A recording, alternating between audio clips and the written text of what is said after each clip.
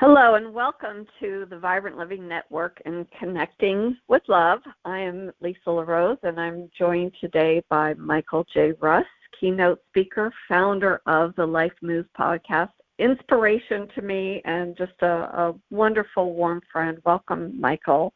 Hi. So excited to have you with me today. I am so excited to be with you. I'm going to tell you, I'm very excited. I always enjoy talking with you. Oh. Well, I had a teacher, and I was thinking about this. I always think about it when I talk to you, and it was many years ago, probably over 25 years ago. And he said to me and to the class, I'm getting better and better at remembering the things that I forgot. And that's always stuck with me because as souls that choose to incarnate onto this planet, we have gifts, we have talents, we have points of attraction, we have light that shines within us, that we can utilize all of those talents and really start to change what is going on in our reality. And I think for anybody that's listening to the show, there's probably a good chance that they know something about the law of attraction. But just in case there's somebody that's not so familiar, there are certain spiritual laws that govern us on an unseen level, very much tied into the laws of physics, and it's becoming more and more mainstream. But, what we attract into our lives is what we focus on.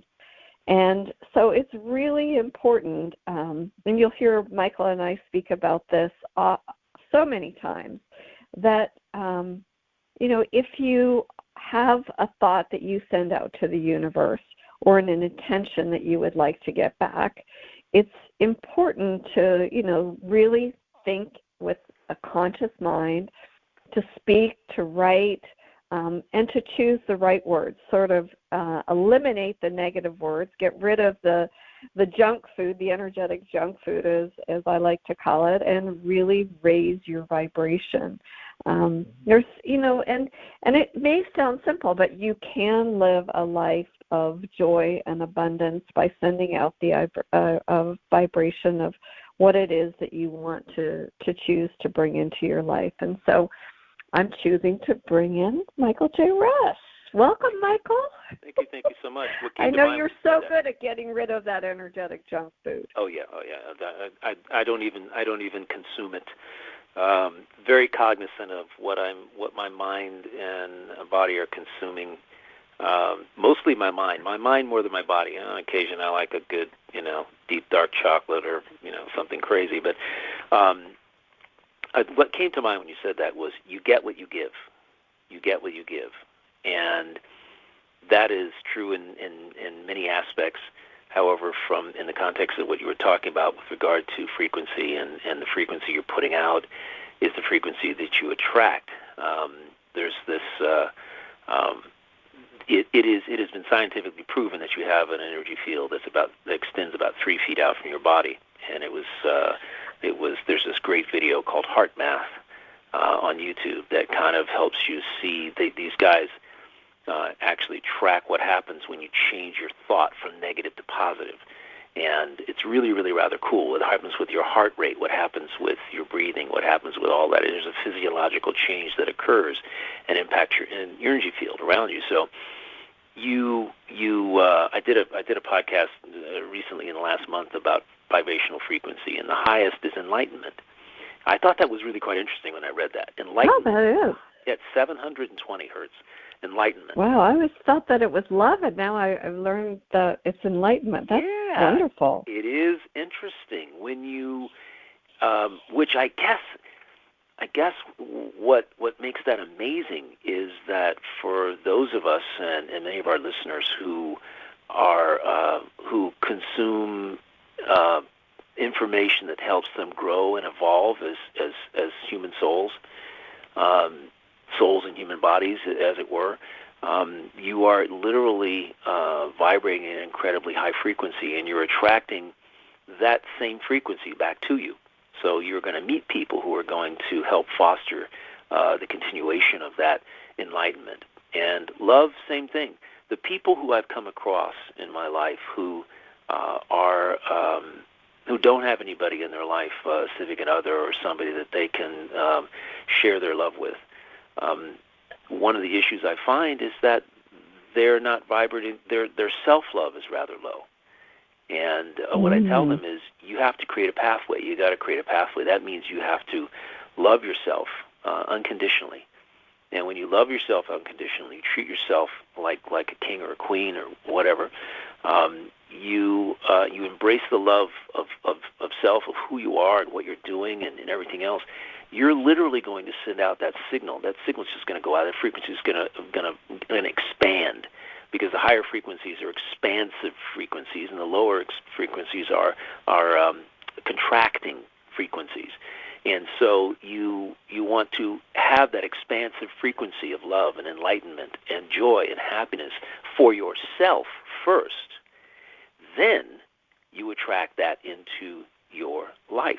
And I've seen it over and over again when someone starts respecting themselves and giving themselves the care and love about what they're putting in their body and what they're putting in their mind and how they're talking about themselves. Their inner conversation is very aligned with that self-love. They're not beating themselves up. Everything that they do, they're not calling themselves, oh, that was so stupid of me. They're not saying that. They're saying, hey, I won't do that again. Let me figure out how I can do that differently next time. What didn't work, and let's do it right. The resilience aspect of it. Then things change for them completely. That's the magic of frequency and attraction.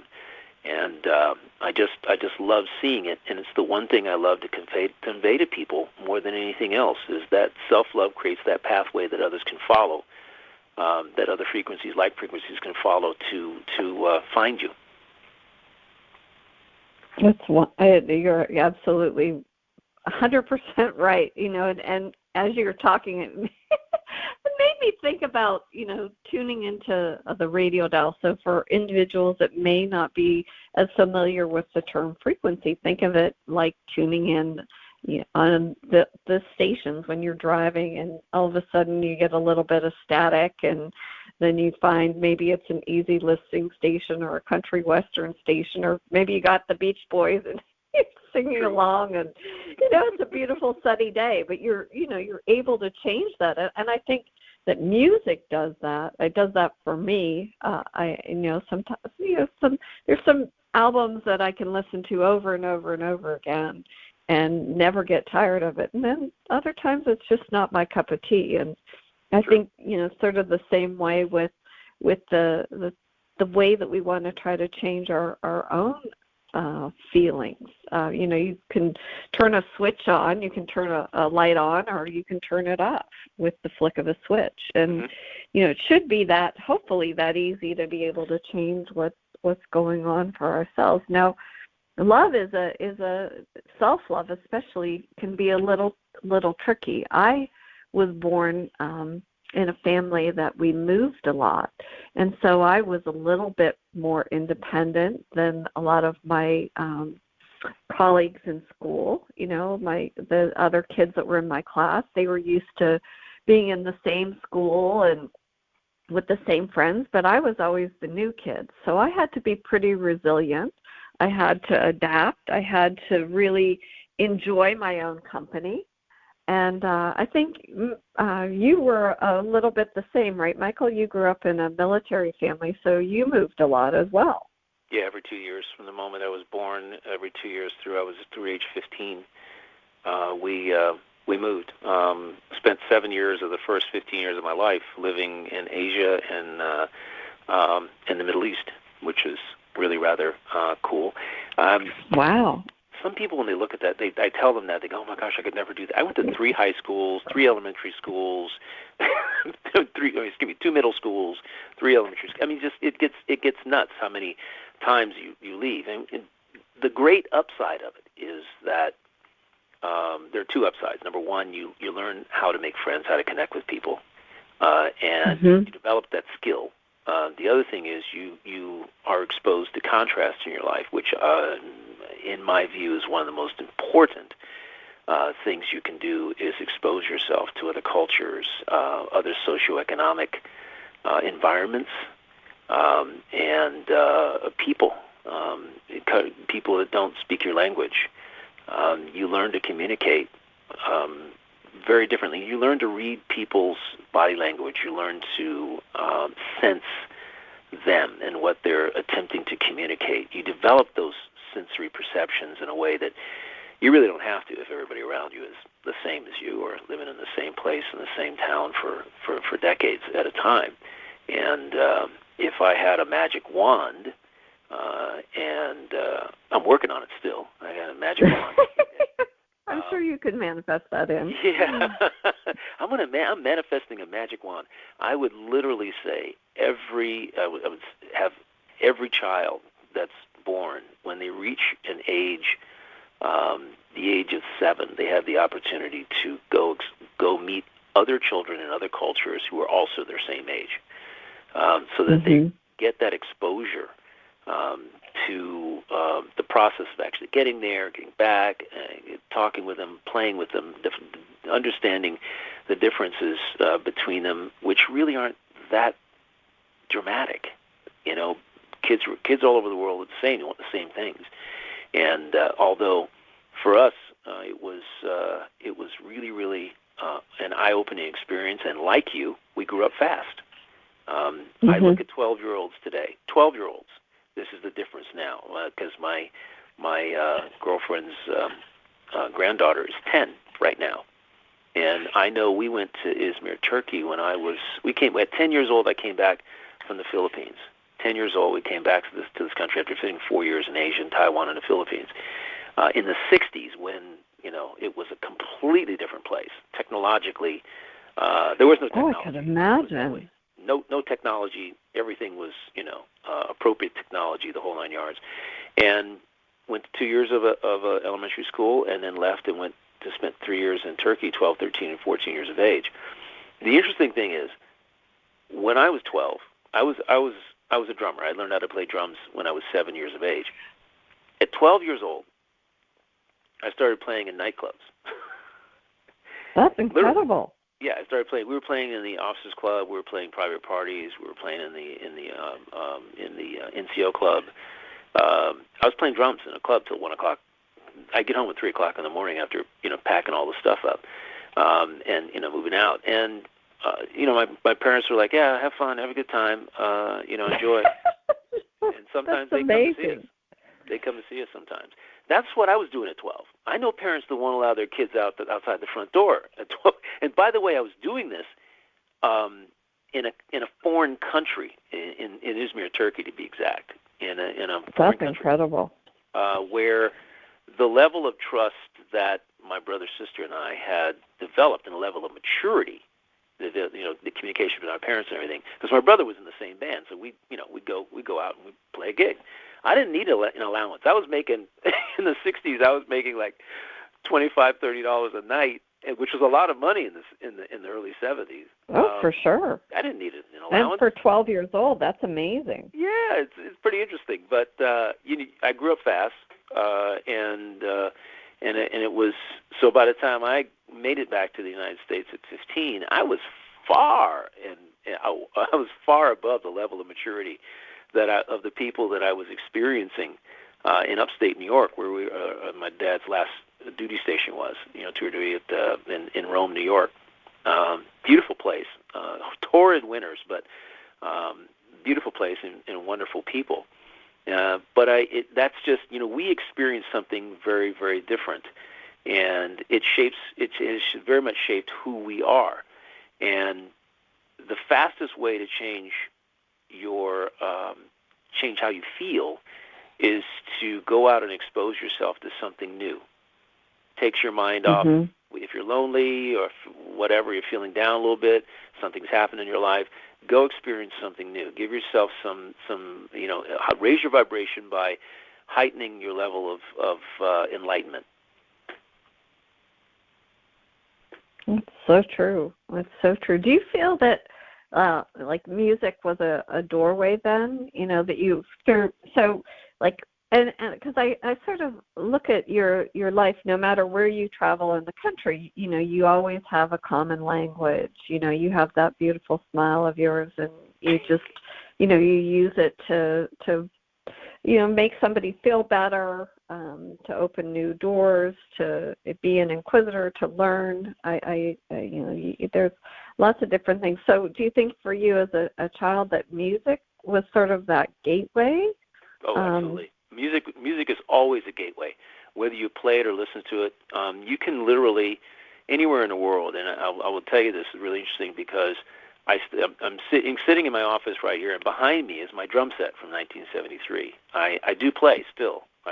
I'll get up at my desk. That's and wonderful. When I want to shift the vibration, I will sit down at the drum set and play about 4 or 5, 6 songs. Okay, of some of my favorite songs, because music has a way of elevating your consciousness. And interestingly enough, there is a reason. I was reading this book. Journey of Souls, and it was talking about how when we pass on, when we ascend, musical vibration and color are two of the main things that are used to cleanse our souls, cleanse our auras. So when I look at, after I read that, I understood why, you know, music has a way of elevating your feeling or depressing your feeling. And it has a way of driving you nuts or bringing you back to sanity. And for me, music has always been something that I've used to ground me. I understood long ago when I started playing that it wasn't about pursuing music as a professional career, although at 15 I had the offer to go to Hollywood and become a studio drummer. I was a little too young. That was a year before I actually moved a few months before we actually moved to California, but I hadn't finished high school and all that. But I was given the offer to go and, I don't know if you're familiar with somebody by the name of Billy Preston. He passed away. Yeah, I do know Billy Preston a lot. Okay. Yeah, Billy very talented. Preston, I was given the opportunity to study under Billy Preston's drummer, Emmanuel Kellogg. And at the time, it just wasn't, you know, divinely the right thing. However, since I have understood, and this is one of the things I share with people all the time, is that sometimes you think you're supposed to do something, and really you're doing it for a completely different reason. You have that gift or that skill, that talent for a completely different reason. My reason for, in my view, for, as I've come to understand it, being a drummer for 50-plus years is in order to be comfortable in front of people. I played in front of people when I was 7. In front of, a whole room full of people in Officers Club. Back in the time, there was big bands and all that in the 60s. And I would sit there on a Saturday night and play 3 or 4 songs with the band, sitting with the band. And so I learned to be very comfortable in front of people, to be able to focus on what I was doing. There are certain skills that you develop when you're in front of people. And now when I speak in front of people, I draw upon the same skill I learned when I was 7. That's beautiful. That's beautiful. You know, yeah, and go ahead. You know, it's interesting because when you talk about drumming, I think I was always a closet drummer. I always loved the energy of the drums. We moved a lot, so we did. You know, it was a little bit more difficult to take lessons or get settled in somewhere where you had a routine, and so. You know, as I got a little bit older, I think I just always enjoyed that instrument. I would have liked to have learned to have played, but I got invited to a drumming circle, and here was my opportunity, right? And there was all these different drums, and they're all around, and I was too shy to think that here I am, that I could put myself out there and sit down and actually, pick up an instrument. So, and then somebody thrust a pair of maracas. I'm like, I can do that. But then eventually, you sit down, and it's interesting when if I would encourage anybody, if they ever have an opportunity to join a drum circle, that you don't have to have a skill set. You don't have to be a professional. You chime in when it feels right. I love watching children in a drum circle. I love the energy and the synergy and nobody really takes lead. If people feel led, they can get up in the center, or they can be as distant on the outer beats that they want to. But it makes you feel good, and I think it's that vibration as you're talking about, and it's that connection. It's a connection that joins each one of us together. It's the heartbeat, as you were talking about, the coherent state that they speak of at the HeartMath Institute, that when we drop into that field of the heart with love or gratitude or something that brings joy to our heart, the heart automatically goes into that coherent state. So I would imagine that you brought a lot of love at that tender age of, you said what? 7. Well, I started playing at 7, yeah. 7, that's amazing. I was beating on furniture. My mother kind of, she said, "You're driving me crazy. I'm taking you to the Oak Club drummer." And that was, my mother is very intuitive that way. She said, maybe there's a way that there's an outlet for all that. Let's find it, Yeah. So I agree with everything that you're saying there. The music has a way of can change your mood in whatever way you choose. It can make you more loving, and I love hearing. The most beautiful thing about apps on the phone, most used app on my phone is Shazam, which is the app. I understand.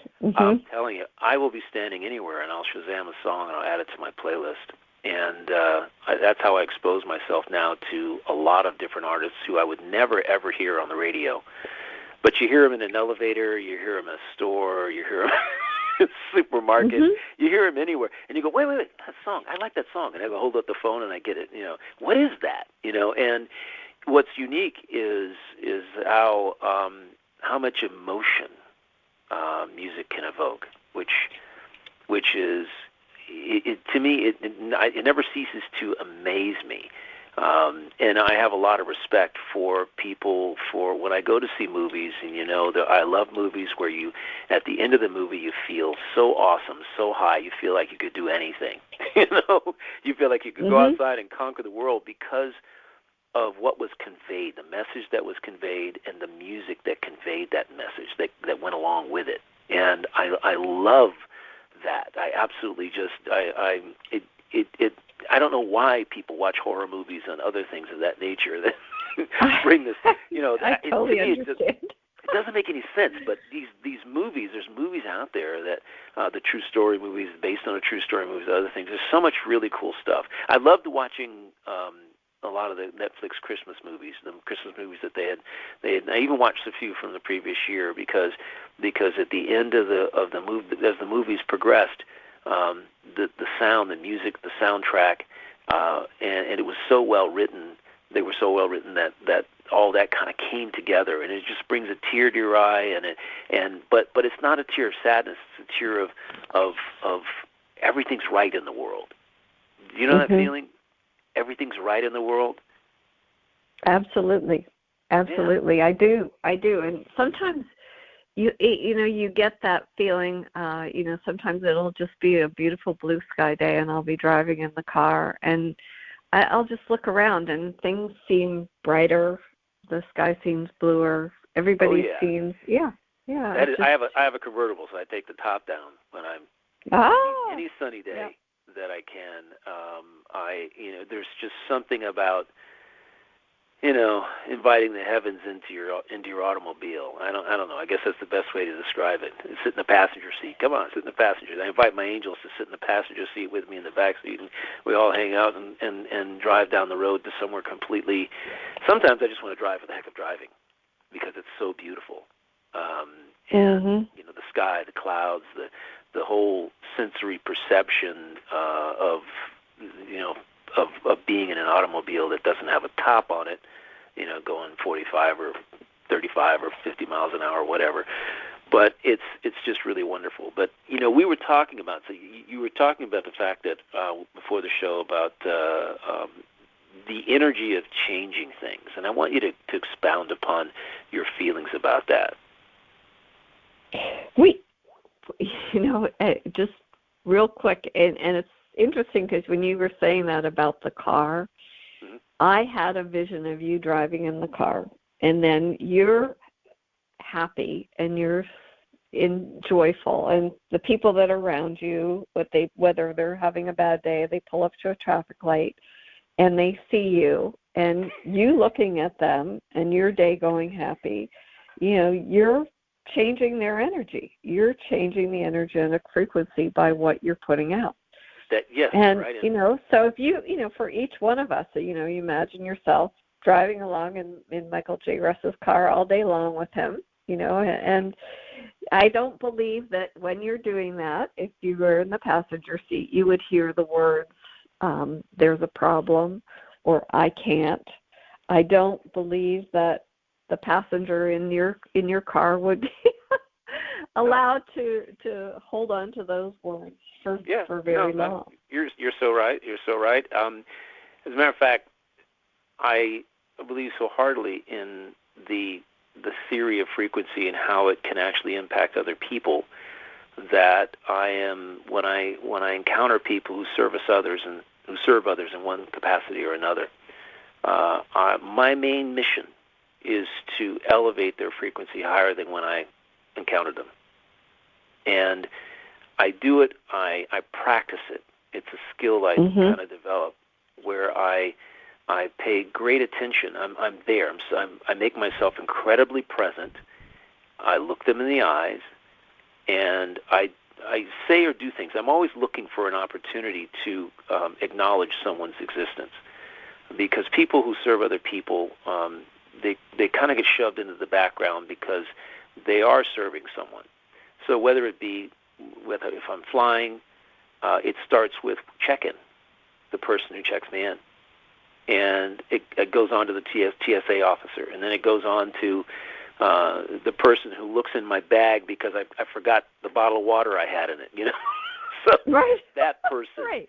And then it moves on to the person at the place I get a cup of coffee or something, if I get a cappuccino or something up in the concourse. And then it moves on to someone perhaps that is standing next to me in line that, I look at people's faces and I get a sense intuitively of how they're feeling.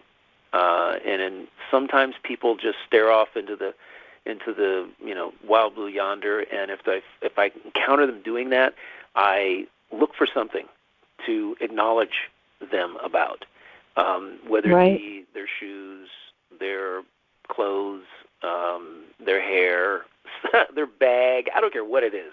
I will acknowledge them, and I'll strike up a conversation and ask them where they're going, and find, people I think need to be reminded sometimes that they're human beings and that they have feelings, and that people live sometimes such a solitary life, and we're always thinking about ourselves and what we're doing. When in fact, our own frequency, if we elevate our frequencies and we encounter other people on purpose, with intention, in a positive way, to actually help elevate their frequency, either just for a couple of moments of conversation and wishing them well, wishing them a safe travels, and a lot of fun where they're going, wherever that turns out to be, or encountering the person who actually takes your ticket to go in the door and say, hey, really, have a great day. Make it an awesome. I always say, make it an awesome day. I don't like you don't have anything. You make your life what you want it to be. So you're absolutely right. Make your day fabulous. Make it magnificent. And they look at me in kind of a quizzical manner, and I just move on. And I want them to think about it. Think about that there was somebody who, and then it goes on to, by the way, the flight attendants and the flight crew. I'm forever complimenting them, because the job they have nowadays, with COVID especially, is extremely challenging. And without a doubt. Yeah, to know somebody else, somebody there cares. Elevate someone's frequency. Elevate your own. Go out, and then with intention, wherever you go, to do whatever things you do throughout the day, remember to that other people have frequencies too, and you have the ability to impact it in a positive way. And pick your own wonderful way of doing it. Tell somebody they have a great smile if they have a great smile. If they've got beautiful blue eyes, let them know. And there's nothing wrong with that. People are wonderful, and everybody's a soul. Somebody they said, how you look at people. I look at people. I don't see black, white, brown, red, green. I don't see that. I see balls of light in a suit of clothes, which happens to be the body that they're in. And without a doubt. Yeah, that is. If you adopt that, then a lot of the judgment falls away, and now you're just. Everybody has the ability to transform and to change and to higher and lower their frequency. Everybody has that capability. Oh, but without a doubt. Yeah. Without a doubt. There's I don't know if you had seen it. There was a wonderful YouTube video it was entitled, I think, Somewhere in the South of France. And there was a young girl, and she was blindfolded. And she had a little sign, and she had just stood there with her hands open, offering free hugs. And yes. it was so touching because some people, walk by, and you watch the different individuals. It didn't matter what age, race, whatever. They all came, and when they held her, some people were a little apprehensive, but to be embraced by somebody, and I think that's what you're doing, Michael, when you're traveling. It may not be a physical hug, although I'm sure you have delivered many, many heartfelt hugs to strangers in need. But, just having your hands open in that act that, we're human, and I'm here if you need a hug, and no questions asked. And she didn't speak, and she just opened up her heart and allowed whoever was in resonance with her frequency to step in and receive a hug. And that's awesome. Some of the hugs, you watch that, and I think about maybe, stepping out of my comfort zone sometime and actually doing that. And maybe, I don't know that I would want to be blindfolded, though, but perhaps she did it so that it was less maybe intimidating. Maybe after you did it a couple of times, it takes a lot of trust. It takes a lot of trust. And it's a good exercise for her in trust and having faith in her own frequency, her own feelings. That the faith that the right people, the people who need it, will avail themselves of the hug. The people who, like you said, are such in need of that in their lives. It's interesting how we all. I was talking to somebody else the other day about how we dumb down all of our feelings and our inspiration and our creativity the older we get. It's all about, how much money we make, what kind of job, what kind of corporate culture we can get ourselves into, and what kind of, what kind of car we drive, and how big my house is.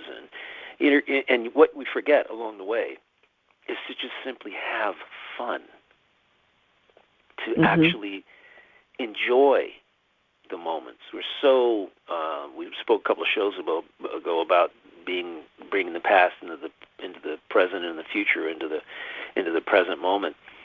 It's so much fun to be present wherever you are, whatever you're doing, to be present doing what you're doing. And I find that there's so much worry and frustration about whatever. Nowadays it's am I going to get COVID? Am I not going to get COVID? Am I going to, if I do, this will happen, and if I don't, I can do that, and all these various scenarios and extrapolations of scenarios get to weigh you down. They take you out of the present moment. Really, what you want to do is just simply enjoy the moment, whatever you're going to do, and that vibration and work. Be cognizant of the vibration that what your vibrational frequency is, what you're putting out there. Absolutely. Really. I saw a cartoon the other day, and it said the new variant, and then in big letters it said love. Oh gosh, I love perfect. that. Oh Absolutely yeah, no, perfect. Love. That's beautiful. Love. That's beautiful. Love. The new variant. Oh wow. Love, happiness, joy. Those are the new variants. Let's go there. Let's go there. We can choose. We can choose how we feel. We can choose what we think. We can choose what we expose ourselves to and don't.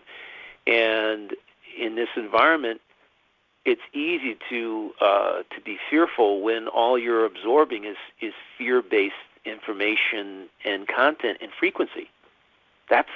If you're absorbing that fear-based frequency all the time because of what you're exposing yourself or choosing to expose yourself to, as we were talking about before you came on, you can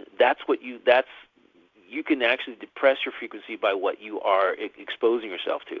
The idea of sovereignty is to rule over your mind, your body, and your spirit, which means you're in charge of what goes in and out of your head.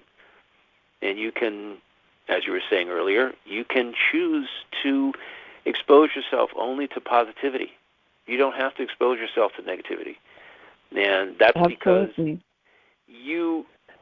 it's funny because it's weird because I'm writing this podcast about creating your life, and I've been writing it for about a month and a half because it's evolving, and I've had conversations with you and other people, and I've slept on it, and how I want to present it is, and the point I want to get across is still unfolding. However, we have the ability to choose what we expose ourselves. Sovereignty is a big part of our personal sovereignty, and I find that most people end up letting outside influences and people and circumstances beyond their control happen to influence what their thinking is, what their feeling is, and the vast majority of what you expose yourself to every day doesn't serve you in any capacity. It's just stuff. It's just stuff that happens. And in 24 hours, there'll be other stuff. So why not filter that stuff out? Why not, choose to curate, I should say, not choose, but curate what goes into your mind. Yeah, I love that word. That's one of my favorite words. It is, man. I'm like, curate your life. Start curating it, man. Curate your feelings. I'm happy when I wake up in the morning. I go to the barn and shovel manure and it's 6:30 and clean horse stalls, and I do it with a smile on my face because it's like, you know what? Where in the world would I get the opportunity to do this? Right, I totally understand. I have my dog rescue, and I'm picking up puppy pads and cleaning up, where they missed on the floor and washing the floors and washing their beds and, getting their breakfast. And I do the same thing. I do it with a smile on my face. I love my dogs. They're absolutely an important part of my life. And I really love what you said, Michael, that it becomes a choice what you want to curate, what you want to create. And for those who say very skeptically, oh, well, it's easy for you to say, you've got a sports car, or you've got this, or you've got XYZ. I don't know do you know the author Steve Pavlina? He was the author of Personal Development for Smart People. And, his journey was a pretty extreme one. He was sitting in a jail cell facing felony charges, and he transformed his life to become a globally recognized author, speaker, and personal growth expert. And you think, well, how did that happen? He learned about the law of attraction, the power of choice. He made different choices that really, transformed what he wanted to become. And, he saw that he assumed 100% responsibility for everything in his life. And so if somebody can go from X to maybe, don't even go to Z, go back to the letter J, wherever you choose, it becomes your own choice. It becomes your own responsibility. It becomes what you speak of, Michael, your sovereignty, your freedom to choose and to really live the life that you want. Yeah, the right, it's interesting because almost in every other episode I remind people what sovereignty is, because I like to drive the point home to remind people that sovereign means ruler or overseer. That's what a sovereign is. And you have the ability to rule over your mind, your body, and your spirit as a human individual. You have that right. You were born. Basically, I don't know of any other animal, living being, that has that capability other than humans. You can rule over your mind. You can determine what goes in and out of your mind, how you feel. You can have the ability to transform your thoughts, your feelings, your actions, your self-talk. You have the ability to transform all that. The gentleman you were just talking about, sitting in a jail cell, used one of the most basic elements of alchemy to change his life, which is personal responsibility. That is one of the 17 elements I've identified of personal alchemy. You can, and it's the one that in many cases I find when I speak to people who are not doing well, they're complaining about their lives or whatever. It boils down to a couple things. Sovereignty is really the underlying foundation of everything, and whether or not you've given it away, you're blaming somebody else, you've branded yourself as a victim, means that you have given away your sovereignty. You've given away your right to control your thoughts, your words, feelings, and actions. Now, somebody else you're blaming for something has the right to control how you feel. And I would never give away that right, ever. And it's the one thing I convey more than anything else, is that he said, look, I'm not blaming somebody else for why I'm here. I am going to assume responsibility, take responsibility for why and how I got here, and I'll deal with the consequences, and I will shift and change my life as a result. Probably didn't know that where the consequences were going to go, except for the fact that he had perhaps an intuition that by doing that, that would be the first step that he could take to move beyond where he was. And a lot of people who are in situations experiencing problems or whatever, a lot of it, I keep simply saying, we create our own reality. We do, by the way we interpret things. We create our own reality. Our thoughts, our beliefs and actions literally create the reality that we're experiencing in any given moment in time. And when that's the podcast I've been attempting to finish here for, again, a month and a half. And it's a profound concept to embrace. Everybody, you see these stories all the time of people who move beyond adversity, perceived adversity. They move beyond their circumstances, no matter how dismal we judge them to be, society judges them to be. They tend to move beyond them because they are not subjecting themselves to other people's limitations, society or otherwise. It's pretty amazing. I love stories like that. I'm going to simply tell you this because I don't watch a lot of football games. I watch 2 a year. I watch the college I do. I watch the SEC championship game, and I watch the Super Bowl, and then all the rest of it can go.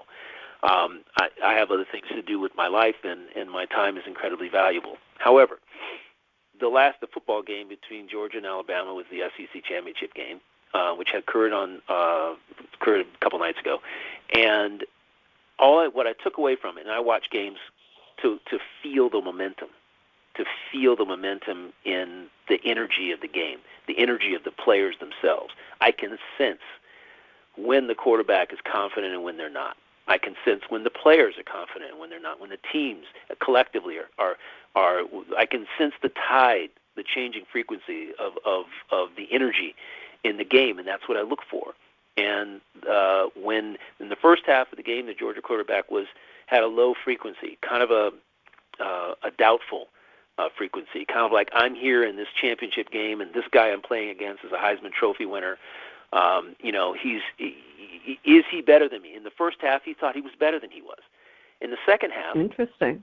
In the second half, we saw a completely different person come onto the field, a completely different quarterback for Georgia come onto the field. This young man was confident, and this is a gentleman who was a walk-on in his second year. He walked on. Wow. He didn't get scholarship. They didn't seek him out. He walked on, and he was like a third stringer for a while. And what's interesting is how he transformed his attitude. And at the end of the game, I'll make the long story short, Georgia beat Alabama, which is a major feat, and they did it the whole team did it individually and collectively with such grace and gusto. It was amazing. At the end of the game, he, in his interview, this quarterback, and I love to listen to the interviews. I want to hear what they have to say, what their inner conversation is because you can tell exactly confirm what their thoughts were. And he literally confirmed what I just said. He confirmed in his answers to the questions that he was being asked that he was better than he thought he was, that he could do it. Wow. Even if he didn't say those exact words, he danced around it in the best way that he knew how. He's in college. This is new to him. However, I could sense the confidence, the change in confidence, the transformation that occurred in what he thought he was capable of between the first and the second half. And I love that. Those stories to me are incredibly inspiring. And he wasn't the only one on the team that had that whole deal. I mean, the defense pretty much held things up until the offense could get their act together. And it happened. Then it all kind of came together. But it starts with a leader. That's awesome, though. Yeah, it starts with a leader and what the leader thinks, and as parents, I'll take this to parents. I'm not a parent. Never have been, never will be. I'm 63 years old. However, I'm a great student of watching other parents, and I had parents that really nurtured us and gave us the freedom to hang ourselves if necessary. I mean, that's what I like to say. Mom, you gave us just enough rope so we could hang ourselves, and then you could pull us back in. Because that's really what she did. She gave us a long tether. Go out and do it. If you want to do that, go do it, and see how it turns out.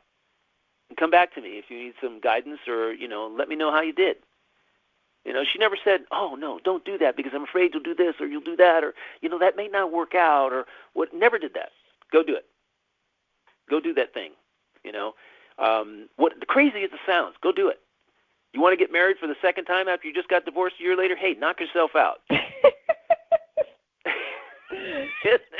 And then I had to come back to her like a year and a half later and go, yeah, I made that mistake. And she goes, yeah, so what'd you learn? I'm going, it was another expensive lesson. What can I tell you? No. But at any rate, I did learn some things. But that's the beauty of life is that for me, is to witness people's transformation, people's alchemy in action. That is the best way to describe it. The alchemy in action. And some people just see a game. I see people, and I sense them, and I want to know if they can change the tide. I want to know if they can use some personal alchemy to transform the way they feel, what they feel they're capable of, and whether they can excel and be the best that they can be and have the best experience. That gentleman gave himself an experience of a lifetime, being a non-Heisman winning quarterback, and for the rest of his natural-born days, he will cherish and propel himself to further greatness by that experience. Without a doubt. And happiness, by the way, too. That's what each week that we have a conversation, and I'm so grateful to each one of you listeners who join us. You're part of our family here on, Connect to Love. We each have new adventures that take us beyond our comfort zones.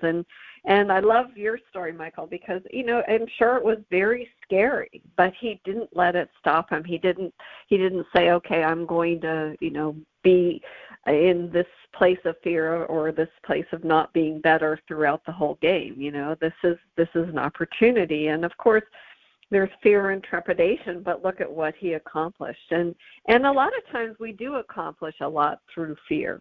It creates a situation for us to shift and to rise to a greater occasion. I know even for me, sometimes if I feel like, okay, well, maybe that's not the best track that I'm on, I don't continue down that track. I kind of, okay, let's shift gears a little bit. I don't beat myself up too bad. At least I try not to.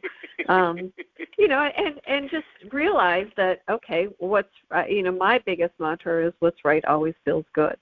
And so I try to be that inner compass. And as you said, I own my own personal sovereignty. If it does not feel right to me, no, I don't care how many people, and I've always been like that, whether, peer pressure. I was never one to sort of fall into that mindset. I was always very definite of what was right for me. And I would, encourage everybody to do the same. But I really love that story. I wish I would have watched the game. It sounds like it was inspiring. Inspiring. It's very inspiring. I can put it, because he's a testament to. I mean, he's a testament to the fact that you can and I'm sure he doesn't even understand what alchemy is or anything of that at his age and his city, but he was a consummate example. And I love to see the consummate examples. It happens amongst pros as well. You can see tides of a game at Wimbledon or wherever it is. The people who operate at the highest levels of what they do. And the Olympics are coming up, by the way, so you're going to see a lot of this. You're going to experience the tide of the frequency changes and what people are believe they're capable of. I'll kind of end this with one thing. The gentleman that I need to speak with, we're going to have another conversation on Zoom, from Switzerland, who was on the Swiss swim team, and he at 24, excuse me, he was on the Swiss swim team for the Olympics in 2012 in London, and he flat out told me in our first conversation, he says, I had no idea what I was doing. I had no idea that I could actually see myself doing better. He says, I didn't even know what any of that was. He didn't learn about concepts, metaphysical concepts, about frequencies and about inner conversations and all that kind of stuff until he was in his 30s, when he came across a mentor in his profession that was 40 years older, probably about my age, and said, and helped him understand that he created his own reality. And he says, I could have done better as an Olympian if I could have seen myself doing better. I never saw myself doing better. I said, really? He says, yeah, I didn't understand what that was. I was just out there I was happy to be 25th in the world, and I could have been better. I could have performed better if I had understood some of the concepts of frequency and imagination and, the whole concept. He says, I had no idea what I was doing. Sovereignty, alchemy, what's that? Now he understands, and to divine timing is divine timing. That's all we can simply say about it. But right, great guy. That's really the way it works. That's wonderful. I know. Hard to believe the Olympics are on on the way. A couple weeks away. It's amazing. A couple weeks away. There's inspiring stories. I really love, and after that, the Special Olympics. Oh my gosh, it's just you can't. You got to keep a box of Kleenex by the chair when you watch the Special Olympics because of all the wonderful achievements that occur when people really break beyond, break outside of their own limitations and go for it. The gentleman who is the armless, legless, armless archer champion, Olympic champion in archery, Special Olympic champion, U.S. champion in archery. He's got no arms, and he's a champion in archery. It's the most amazing. I have not seen him. I'm going to absolutely have to tune in. Wow. Yeah, and his parents. The beautiful thing about his parents, he's the way he is because his parents didn't treat them differently than anybody else. Didn't treat him differently, and he was so grateful for that. He learned how to do a lot of things on his own. Eat with his feet, write with his feet. He does everything that any quote unquote societal normal human being can do. I hate that word. Anybody else who has arms can do. Let's put it that way. It's a really amazing story of someone. And he looks at people and goes, "What's your excuse?" I'm a champion. I got no arms, and I'm an archery champion. What's your excuse? And I start laughing so hard that how many excuses people come up with to not be, to not be happy or to not be joyful in life because they're letting so many other things get in the way of it. Yep, without a doubt. I know. Is to help people see that. I know we feel so blessed. I'm just so grateful that, we have an opportunity here on PRN FM to share with the audience, so many of your life experiences and yours. And just to share, and to share the positivity. I always, believe in, choosing my words carefully, choose wisely, choose well, choose positivity. It is a choice, and so I just absolutely embrace and love that story.